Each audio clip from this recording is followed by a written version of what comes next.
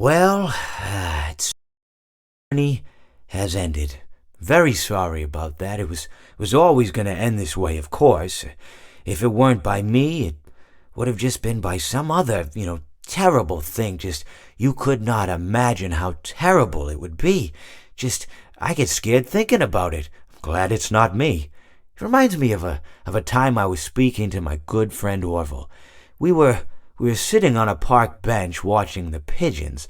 I was on the left, he was on the... Anyways, it doesn't matter. We were sitting on there watching the pigeons. And I said to Orville, "Friend, those birds are frozen." And he kind of looked at me like I'd lost my mind. But I reminded him that it was winter, and often birds will sit in a tree until they freeze.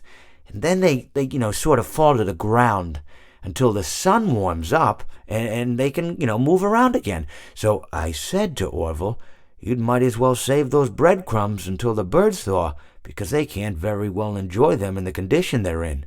To which he asked what I meant, and asking what condition the crumbs should be in before he threw them to the birds, assuming that I meant the birds couldn't enjoy the breadcrumbs in the condition that the crumbs were in, when in fact I had meant the birds could not enjoy them in the condition that the birds were in, considering that the birds were frozen.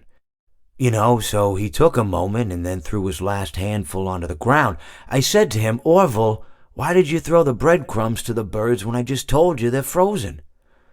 To which he responded, "The breadcrumbs are not frozen." Again, misunderstanding my words. I didn't mean to say that the breadcrumbs were frozen when I said I told you they're frozen. I'd been referring to the birds. In hindsight, what I should have said was, and this would make perfect sense, "Why did you throw the breadcrumbs to the birds when the birds are frozen?"